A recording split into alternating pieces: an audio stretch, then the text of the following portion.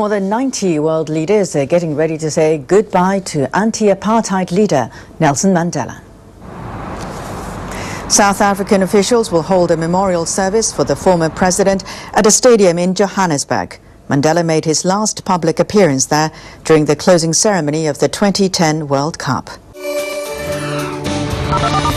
Just over 90,000 people, or many more than that, are expected to turn up. More than 100,000, in fact, are expected to be there for this memorial service, along with more than 90 world leaders. 10 former world leaders will be there for this memorial to Nelson Mandela, who died last Thursday, aged 95. And the weather is not good there, but it hasn't dampened the spirits of many people as they reflect but also celebrate the life of Nelson Mandela. And for those in South Africa and indeed many other nations across the world, rain is considered a very good omen, and specifically in South Africa, on the death of a king there in the past, it has signified a very good omen. And this, of course, a renewal too for a nation as it moves forward. He brought the people of South Africa freedom at the cost of his own captivity, and now people look back on that and what he has given to that nation and indeed the whole world as a global citizen. Is expected to be one of the biggest gatherings of dignitaries and heads of states the world has seen in many years. Now, among those attending is US President Barack Obama. He's also one of a select few who are going to be speaking at the event. He'll be joined at the ceremony by 3 previous presidents, they're including George W. Bush, Bill Clinton, and Jimmy Carter. Also speaking alongside Obama is UN Secretary General Ban Ki-moon. His predecessor, Kofi Annan, will also be in attendance. So too Iran's President Hassan Rouhani and British Prime Minister David Cameron. He'll be joined by 3 former British leaders, Gordon Brown, Tony Blair and John Major. French President François Hollande will be in the audience, and his predecessor Nicolas Sarkozy.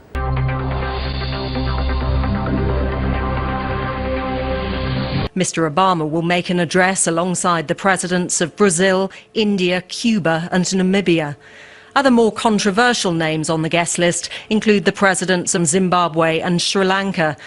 And there are some big-name celebrities expected to attend, including possibly Bono, Oprah Winfrey, Sir Richard Branson and the Spice Girls. The stadium is a fitting location for this celebration of Nelson Mandela's life. It was here that he made his last public appearance at the World Cup final in 2010, and it was built on the site where he addressed his people soon after being freed from jail.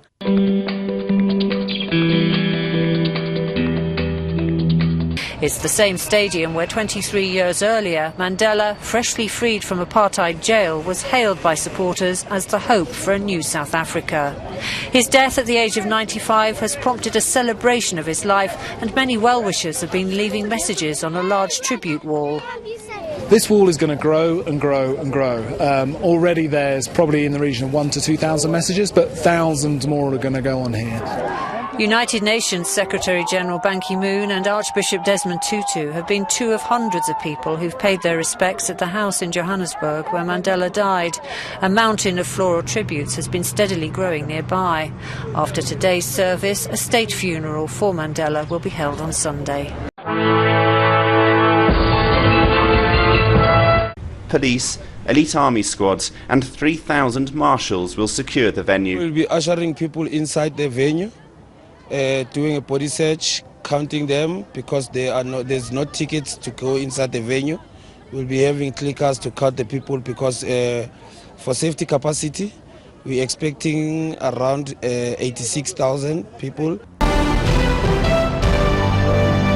For India, the passing of Nelson Mandela represents the departure of a venerated elder, a great soul. We pray for his eternal peace.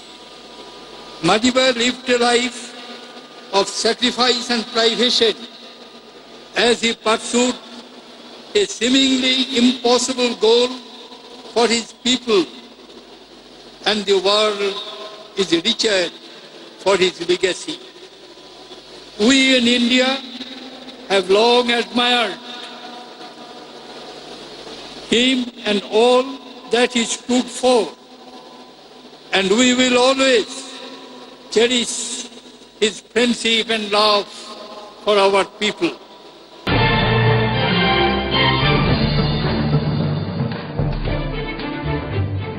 I am deeply honored to participate in this state memorial service for the late former President Nelson Mandela. We join together in sorrow for a mighty loss and in celebration of a mighty life. What a wondrous display of this rainbow nation. South Africa has lost a hero. We have lost a father. The world has lost a beloved friend and mentor. Nelson Mandela was more than one of the greatest leaders of our time. He was one of our greatest teachers. He taught by example.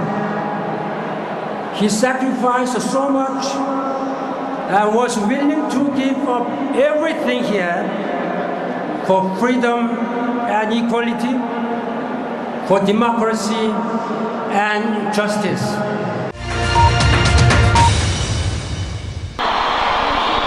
People of every race and every walk of life, the world thanks you for sharing Nelson Mandela with us.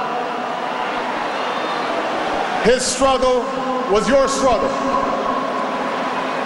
His triumph was your triumph.